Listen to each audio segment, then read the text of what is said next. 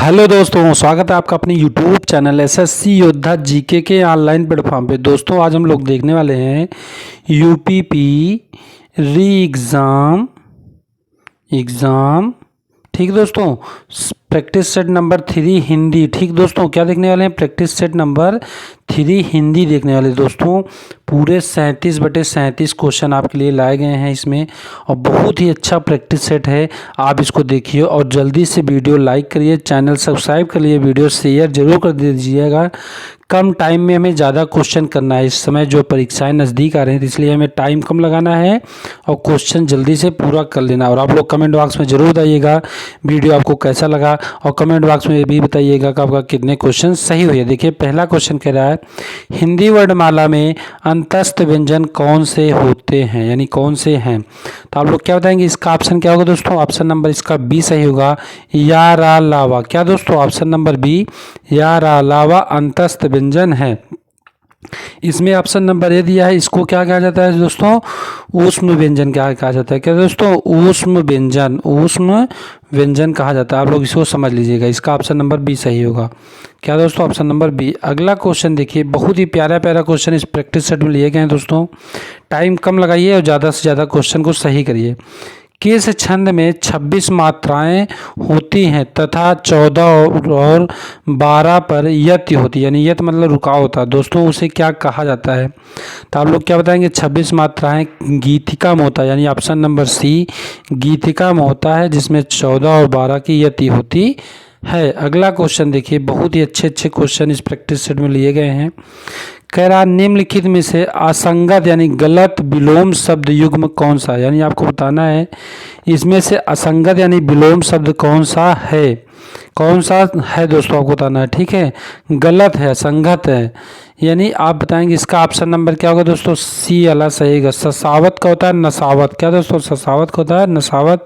घात का प्रतिघात, खग का मृग, प्रसारण का संकुचन सही है, यानी ऑप्शन नंबर सी गलत है। ठीक है दोस्तों, अगला क्वेश्चन देखिए दिया गया है यहाँ पे, थोड़ा सा इसको पढ़िए क्या कह रहा है। प्रश्नोत्तर संख्या 42 से 43 के लिए दिए गए वाक्यांश के लिए एक शब्द का चयन करिए। दोस्तों जो वाक्यांश दिए गए हैं उसके लिए एक शब्द क्या होगा उसको बताना है। जो अपने स्थान या स्थिति से अलग न किया जा सके उसे क्या कहा जाता है? तो उसे क्या कहा जाता है दोस्तों? ऑप्शन नंबर ए सही होगा, अच्युत कहा जाता है। अच्युत कहा जाता है। अटूट मत करिएगा दोस्तों, अटूट विश्वास होता है, अच्युत टूटता नहीं उसे कहा जाता है। अगला क्वेश्चन, जीने की इच्छा को क्या कहा जाता है? दोस्तों जीने की इच्छा को क्या कहा जाता है? तो आप लोग बताएंगे ऑप्शन नंबर बी जिजीविषा। क्या दोस्तों? ऑप्शन नंबर बी जिजीविषा कहा जाता है। अगला क्वेश्चन देखिए 44 नंबर क्वेश्चन, संख्या गमन की सही संधि विच्छेद क्या होगा? संख्या गमन की सही संधि विच्छेद क्या होगा? तो आप लोग क्या बताएंगे? 44 नंबर क्वेश्चन का ऑप्शन नंबर ए सही होगा, सखी धन आगमन। संख्यागमन का सखी धन आगमन ही सही होगा, ऑप्शन नंबर ए। अगला क्वेश्चन देखिए, बहुत ही अच्छा क्वेश्चन दोस्तों।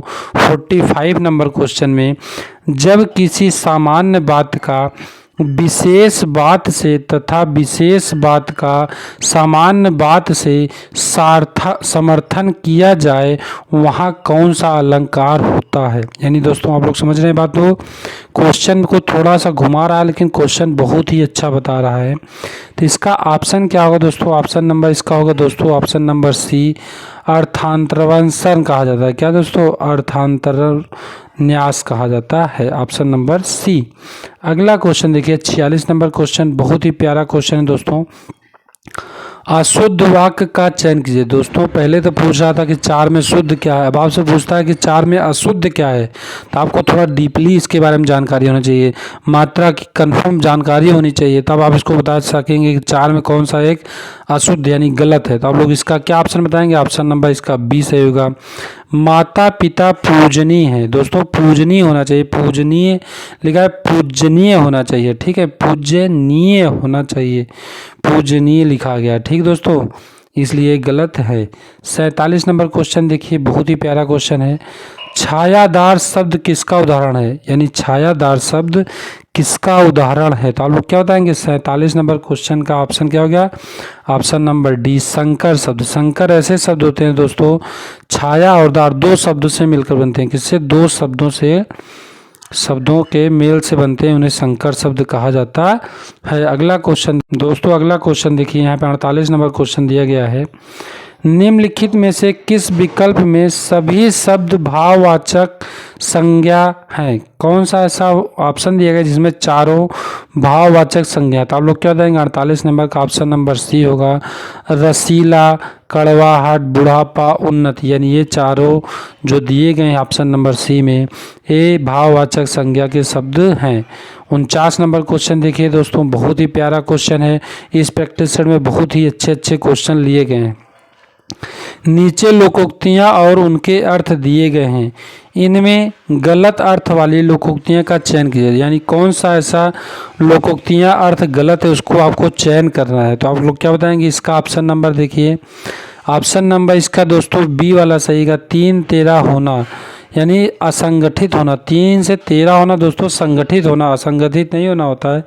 यानी ऑप्शन नंबर बी गलत है और सभी सही है। आगे देखिए 50 नंबर क्वेश्चन दोस्तों, बहुत ही प्यारा क्वेश्चन है।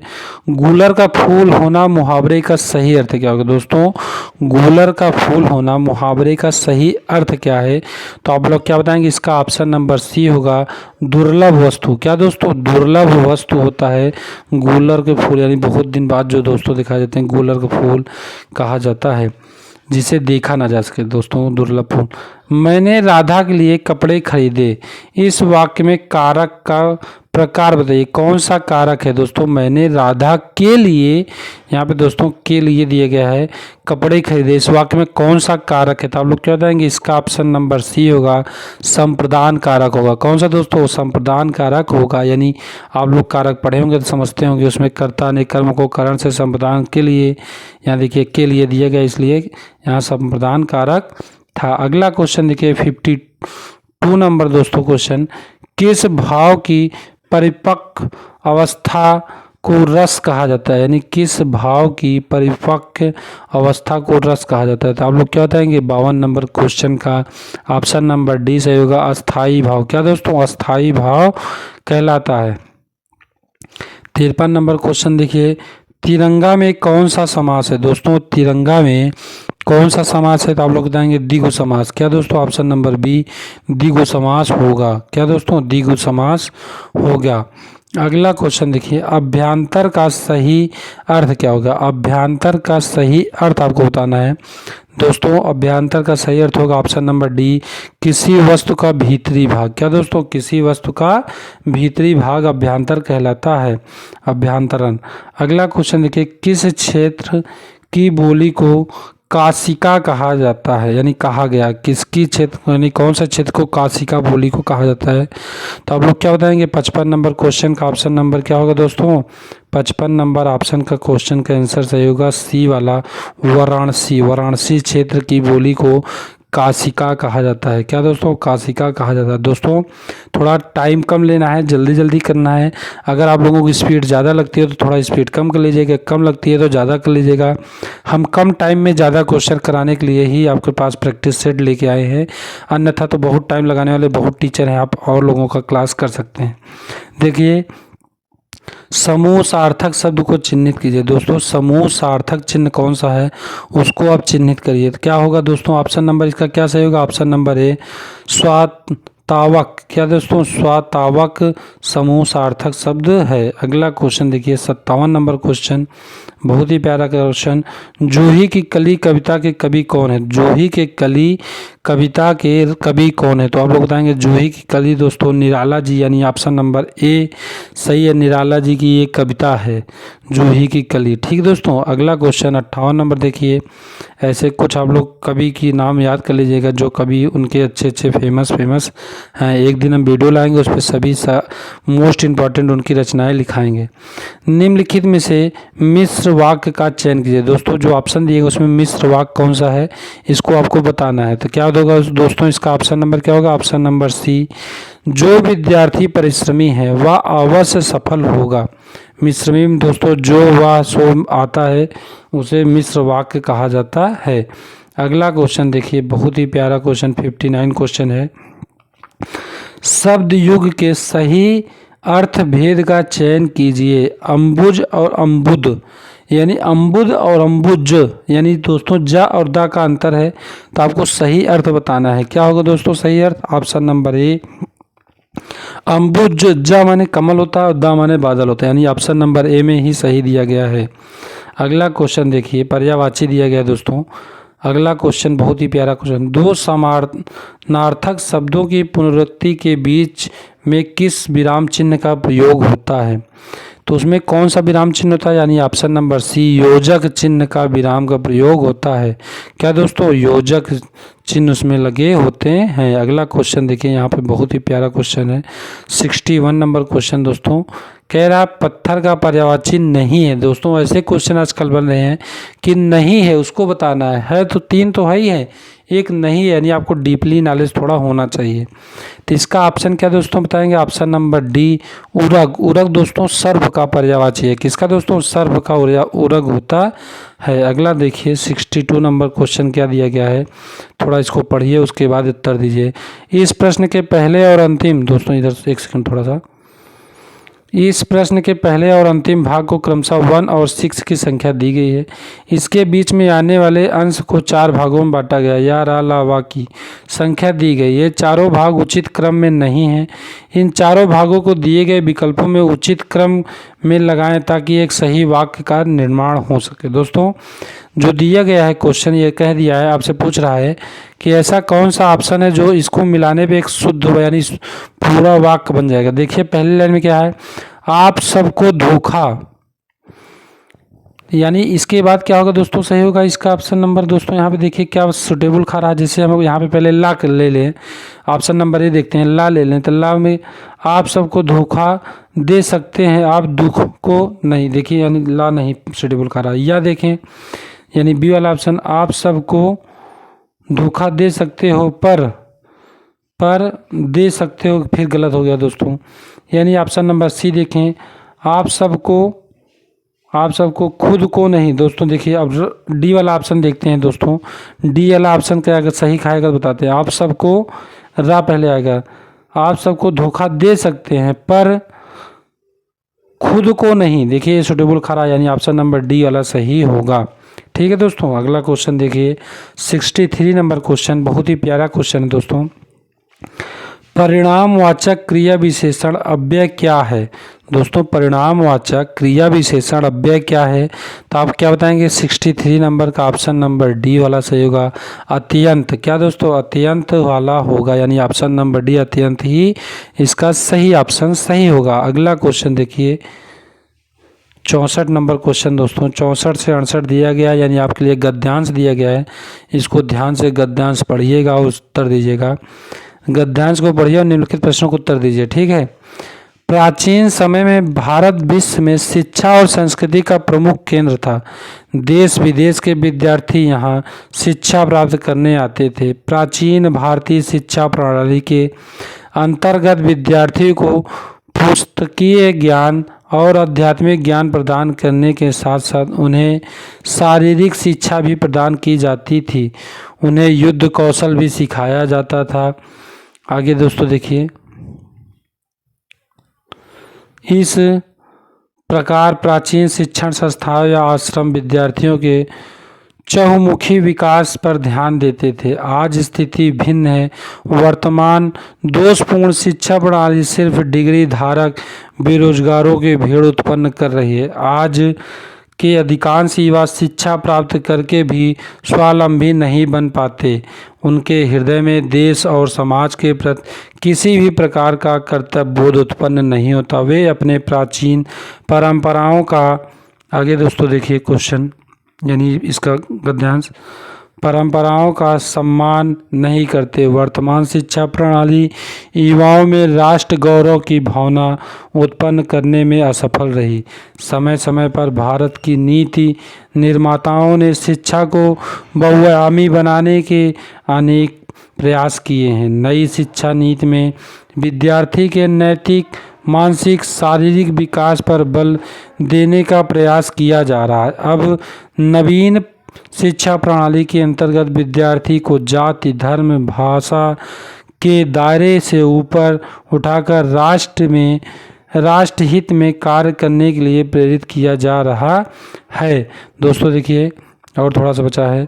इस शिक्षा प्रणाली में व्यावसायिक शिक्षा पर बल दिया जा रहा है ताकि शिक्षित लोगों को रोजगार उपलब्ध हो सके। दोस्तों ये पैराग्राफ थोड़ा पढ़ने में टाइम ज़्यादा लगा, लेकिन इसमें हम उत्तर आप लोगों को बहुत सुटेबल छांट के दिखाएंगे। आप लोग इसको छांटिएगा, टाइम लगा के पढ़िएगा और अच्छे से उत्तर पाइएगा। देखिए देखते हैं इसका पहला क्वेश्चन क्या कह रहा है। पहला क्वेश्चन इसमें देखते हैं 64 नंबर में क्या क्वेश्चन है।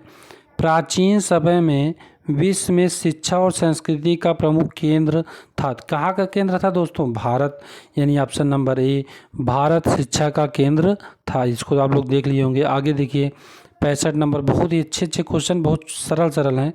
प्राचीन शिक्षण संस्थाएं ध्यान देती थी किस पे दोस्तों? ध्यान देती थी चहुमुखी विकास पर। किस पे दोस्तों? चहुमुखी, यानी ऑप्शन नंबर सी चहुमुखी विकास पर ध्यान देती। जब आप ध्यान से किसी चीज़ को पढ़ेंगे तो आप क्वेश्चन पढ़ते उसका आंसर पुट कर पाएंगे, अन्यथा आप उसका उत्तर नहीं दे पाएंगे। ये 65 नंबर क्वेश्चन, सॉरी दोस्तों 66 नंबर क्वेश्चन इधर देखते हैं। बहुत ही अच्छा क्वेश्चन है।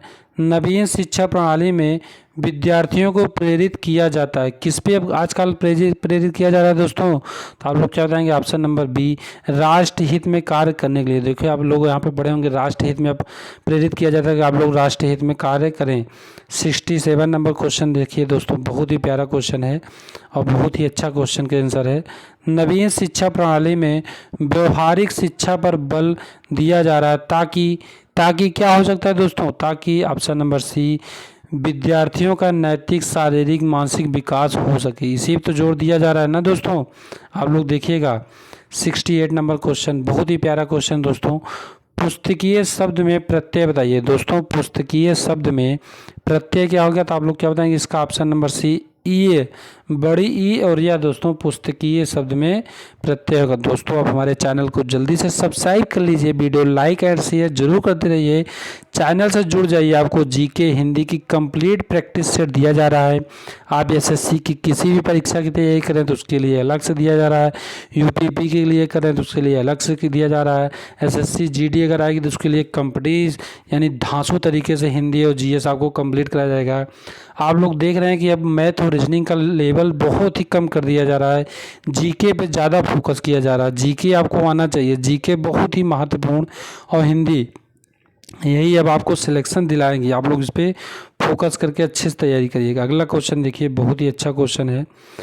वाक्य में त्रुटिपूर्ण भाग का चयन कीजिए। यदि कोई त्रुटि ना हो तो डी वाला भाग को चिन्हित कीजिए। यानी वाक्य को पढ़ना है और कौन सा त्रुटि है, कहाँ पे त्रुटि उसको बताना है, आपको बताना है। देखिए अनेक अध्यापकों, यानी अनेक नहीं दोस्तों, अनेक अध्यापक की अनेक अध्यापकों नहीं, अनेक तो ऐसे ही बहुवचन वाले शब्द हैं। अनेक अध्यापक होने चाहिए, अध्यापकों नहीं दोस्तों। यानी ऑप्शन नंबर डी ही इसका, सॉरी ऑप्शन नंबर ए ही इसका गलत है। अगला क्वेश्चन देखिए 70 नंबर, यानी क्वेश्चन बहुत ही अच्छा क्वेश्चन। निम्नलिखित में से कौन सी पुस्तक प्रेमचंद द्वारा लिखित नहीं है? दोस्तों देखिए ऐसे क्वेश्चन बन रहे हैं कि अब इसमें आपको आना चाहिए कि कौन सा प्रेमचंद द्वारा रचना नहीं है, उनकी पुस्तक उनकी नहीं है। तो आप लोग क्या बताएंगे? ऑप्शन नंबर डी ध्रुव स्वामी उनकी रचना नहीं है। रंगभूमि, कायाकल्प, कर्मभूमि सब प्रेमचंद की जी है। अगला क्वेश्चन देखिए 71 नंबर क्वेश्चन, बहुत ही प्यारा क्वेश्चन। निम्नलिखित में से कौन सा अष्टछाप कवि है? दोस्तों अष्टछाप के कौन कवि हैं, कौन कहलाते हैं अष्टछाप के कवि? तो आप लोग बताएंगे ऑप्शन नंबर बी सूरदास जी अष्टछाप के कवि हैं। बी वाला क्वेश्चन सही होगा। देखिए 72 यानी 72 नंबर क्वेश्चन। वह बहुत मधुर गाता है, इसमें विशेषण शब्द का चयन कीजिए। कौन सा विशेषण शब्द है, इसको आपको बताना है। तो आप लोग कहते ऑप्शन नंबर बी बहुत। दोस्तों बहुत विशेषण शब्द, विशेषण नहीं दोस्तों, सॉरी यहाँ थोड़ा सा मिस्टेक होगा, प्रविशेषण आपसे पूछ रहा है तो आपका प्रविशेषण बहुत ही होगा। क्या दोस्तों?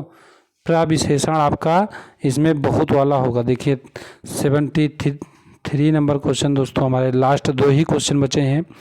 निम्नलिखित में से किसको साहित्य अकादमी पुरस्कार मिला है, यानी 4 ऑप्शन दिए गए हैं दोस्तों, उसमें साहित्य अकादमी पुरस्कार किसको मिला है आप लोग बताएंगे। तो इसमें option number A Namvar Singh को मिला। किसको दोस्तों? नामवर सिंह को साहित्य अकादमी पुरस्कार मिला है, और तीनों लोग को साहित्य अकादमी पुरस्कार नहीं मिला है। दोस्तों आप हमारे चैनल को जल्दी सब्सक्राइब कर लीजिए, वीडियो लाइक एंड शेयर जरूर करते रहिए, ताकि हम आपके लिए अच्छे अच्छे वीडियो प्रैक्टिस सेट के माध्यम से लाते रहें, आपको परीक्षा में उपयोगी होती रहे और आप अच्छा परफॉर्मेंस कर सके। देखिए 74 नंबर क्वेश्चन हमारा, देखिए बहुत ही प्यारा क्वेश्चन। ज्ञानपीठ पुरस्कार किस भाषा से संबंधित, यानी कौन सी भाषा में ज्ञानपीठ पुरस्कार दिया जाता है। तो यहाँ पे दोस्तों बहुत बच्चे गलत कर देंगे, लेकिन आपको गलत नहीं करना है, आपको बताना है कि 74 नंबर का ऑप्शन नंबर डी होगा। संविधान की 8वीं अनुसूची में जितनी भी सभी भाषाएं दी गई उन सभी के ज्ञानपीठ पुरस्कार दिए जाती है, यानी ऑप्शन नंबर इसका डी वाला सही होगा। दोस्तों 8वीं अनुसूची में जितनी भाषाएं दी गई हैं उसके लिए ज्ञानपीठ पुरस्कार दिया जाता है। हमारा लास्ट क्वेश्चन है, और आप लोग कमेंट बॉक्स में ज़रूर बताइएगा कैसा आपका वीडियो लगा। जिस छंद में 4 चरण हैं और प्रत्येक चरण में 16 मात्राएं होती हैं वह क्या कहलाता है। तो आप लोग क्या बताएंगे? इसको ऑप्शन नंबर इसका डी होगा दोस्तों, चौपाई कहलाता है। क्या दोस्तों? 4 चरण, चारों के 4 यानी 16 मात्राएं होती है, यानी 16 मात्राएं वालों को क्या कहा जाता है दोस्तों? चौपाई कहा जाता है। दोस्तों आप हमारे चैनल को जल्दी सब्सक्राइब कर लीजिए, वीडियो लाइक एंड शेयर जरूर करिएगा। हम आपसे एक नई वीडियो के साथ मिलेंगे, तब तक के लिए जय हिंद, जय भारत, वंदे मातरम।